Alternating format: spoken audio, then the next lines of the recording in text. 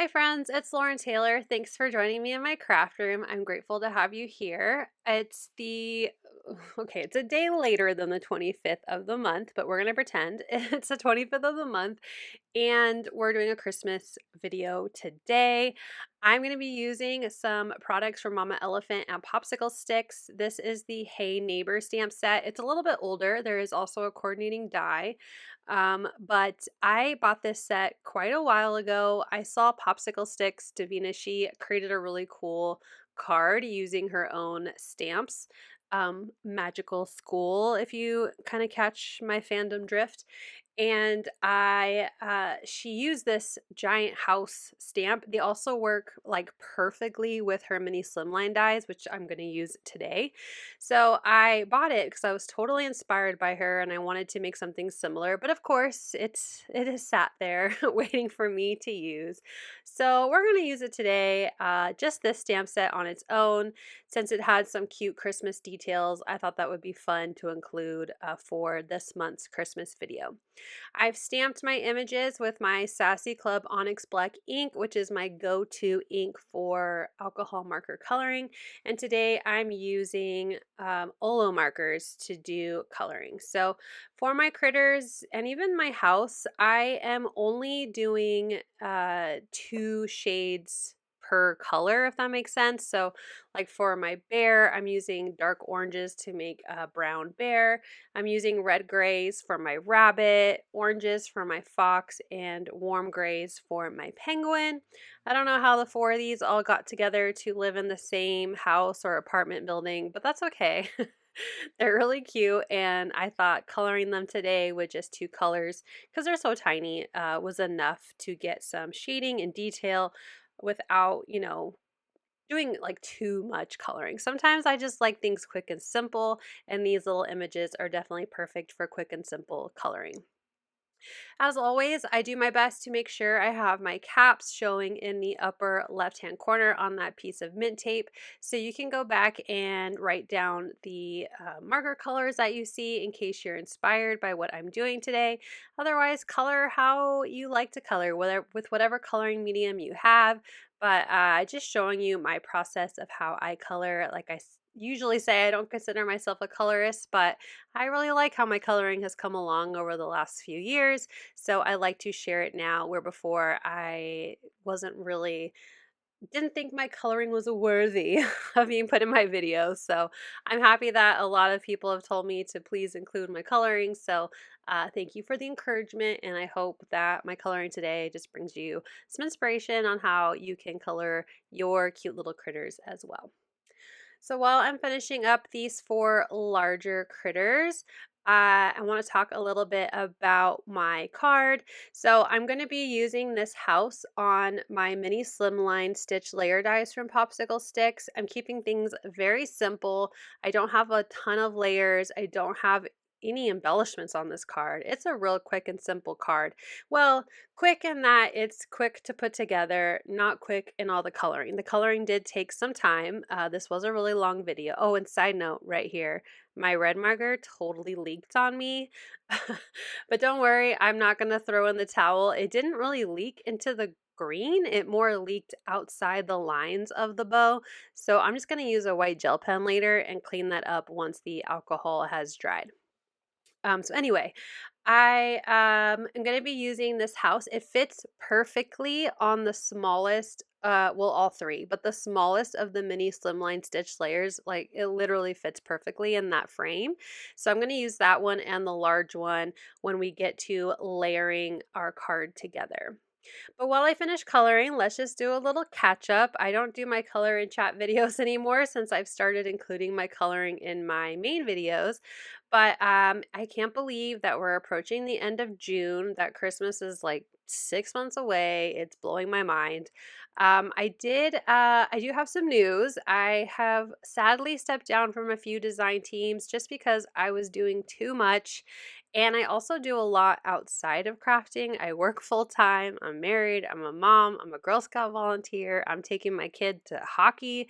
So I have a lot on my plate, and I knew I just couldn't give everything the time and attention it deserves. not only in my personal life, but in my crafting too. I hate when I feel like I have to rush and get something done and it's not my best work, especially for new products. I want to make sure I give it, my all. So I have stepped down from a few teams that were really, really hard for me to do. I absolutely love the companies that I use. I just think that, some of these companies just really make the world a better place and our community better. And I love when design teams feel like families. And I just had a really, really hard time narrowing down who I was going to stay with. But, I have to also take care of myself and be present for my family. So I did step away from a few teams, and it was really, really hard to do so. Honestly, it was just picking teams where I felt like everything that they were offering were my style, and that no matter what products I got, I felt like I could do something that was my style, and I could give it the love and attention that it deserves when creating sample projects, especially for brand new releases. And I just went with the teams that I've been with the longest, I guess you could say, that really I just feel really connected with. Not that I didn't feel connected with some of the other companies. I just had to make a choice, and it was really, really hard. And they're really, that's really all it was what teams could I stay on where I felt like I could do the most, and for my own personal style and for the company. So I will still be with scrapbook.com. I don't think they could ever get rid of me. So I will still be doing creative team for scrapbook.com. I am still with Pretty Pink Posh. I've used them for so long. I absolutely love Paulina. She's the sweetest. I feel like I've known her virtually. I mean, I've known her since before virtually. I've never met her, hopefully one day, since before Abigail was born, and she's, 10. So I've known her forever. I will still be doing Kindred Stamps and Sassy Club because I love my fandom. And then I also do a video a month for Ranger with Simon Hurley products. I just do shorts and reels for them. And then also Spellbinders because I absolutely love Spellbinders, their tools, as well as their dyes and other products. So, and I love the flexibility with Spellbinders too. So those are the teams that I'm on. I hope I don't lose anyone over that. I love everyone that I work with, and I still have lots of fun products to use, and will still obviously always support the other teams that I was on. But I did have to narrow down just for my own sanity and mental health. So let's get back to my card now that I'm done trying to defend my actions. But I hope everyone, all my subscribers, that you're here, that even if I'm not using some of these companies as often, that you'll still find inspiration here on my channel because I really appreciate every single one of you. Okay, back to the card. So now I have all of my mini Slimline stitch layer dies from PopsicleSticks, and I'm going to use the largest and the smallest in that set of 3. And I'm going to die cut the largest one out of this really fun kind of red speckled paper from the Noel paper pack in the 6x8 size from scrapbook.com. And then I was trying to find a green cardstock that matched the green that I colored with. I probably should have thought about that before I colored. And I did find a piece of solid green cardstock from the Your Paper Insider box 5. This was from fall 2023. And I decided to use the smallest one for that layer. I have my card base. It measures 6.5 by 3.5 when scored and folded. So you'll need to cut it to 6.5 by 7 and then fold it on the 7-inch line. I'm using some tape runner to attach my first layer. So this is the largest. This is the same size as my card base. And I really love using the dotted roller from scrapbook.com. If I don't get things lined up perfectly, it's repositionable for just a little bit so I can adjust my paper if needed. But I did a pretty good job getting that nice and centered onto my card base. Now moving on to the green layer, I'm just going to repeat that same process of getting adhesive on the back and then centering that onto my card base. Now I want to add my house. You can see here how it just fits perfectly on that smaller size. So I'm going to get out some foam adhesive. I'm just using what I already have in my stash, which are these strips. I have a lot of these strips, so I'm going to be using them to completely cover the back of my house. I didn't get too close to the windows because I wasn't really sure how I was going to layer all of my critters in, if they were going to be like tucked behind the windowsill. So I didn't get the foam too close to any of the openings from my die cutting of the house. So I will get that onto the card base. I use my grid on my glass board to help me get that as centered as possible. Now the windows do die cut with the coordinating die, but I wanted that yellow window background, so I'm just going to add liquid adhesive and stick that through the die cut opening, and I'm just going to get that nice and centered in there, so when you look at the card, it just doesn't look like there is anything missing. Like obviously there's a little bit of a depth, difference there, but the squares and that bottom window and the circle on top, I just did my best to get those lined up so that way it looks like it's a continuous scene. So now that my house is ready, we're going to add in our critters. I took a little time making sure I had all of my critters lined up how I wanted to, but I'll go ahead and fast forward through that because that took me far longer than I thought it would.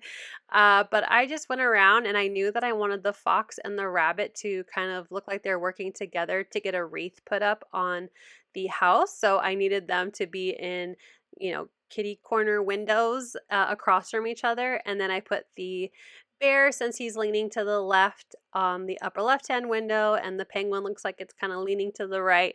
So I put him in the bottom right hand window. I'm going to end up moving the birds around a little bit when I get to that point, but I think the card is looking really cute so far. So I'm going to use some foam adhesive. This is the same thickness as what I used for the house, so I can layer in my different animals. Now, any of my animals, I wasn't really sure where I should end the coloring, so I do use my white gel pen to kind of go over anywhere where I colored that I wanted to hide. So I don't know how to explain it. With like the bear, the coloring was like too low and it looked like he just ended. So I used a white gel pen to kind of cover where he would be leaning over the windowsill. So like his stomach is hiding behind the windowsill. I didn't want any of it showing. So I used my white gel pen just to clean up anywhere where it looked like I colored out of the lines. I also used my white gel pen to fix all of that red ink explosion on my wreath. And now I'm adding in my final two little birds. I will use a gel pen to add some highlights throughout the card. And for the bird on the right and the wreath, I just glued those on with some liquid adhesive since they're already pretty much popped up because they're sitting on the house, which is popped up. Now I'm going to do something really daring, and that is stamp my For You sentiment from the stamp set with my Onyx black VersaFine ink pad. I did like stamp it a couple times on some scrap paper to make sure I would get a nice clean stamp. And there you can see it in that bottom window for you. Here's a close-up of how cute this Christmas card has turned out. Like I said, it's a very quick and simple card if you don't think about how long it takes you to color. But overall, it's a very clean, crisp looking card. And I hope it brought you some inspiration today for the holidays, which I like to post again around the 25th of every month. Thank you so much for watching. I hope you'll click like, and if you're new here, I hope you'll subscribe and come back. As always, you can find everything I use down below in the description box. Thank you and have a wonderful day. Bye!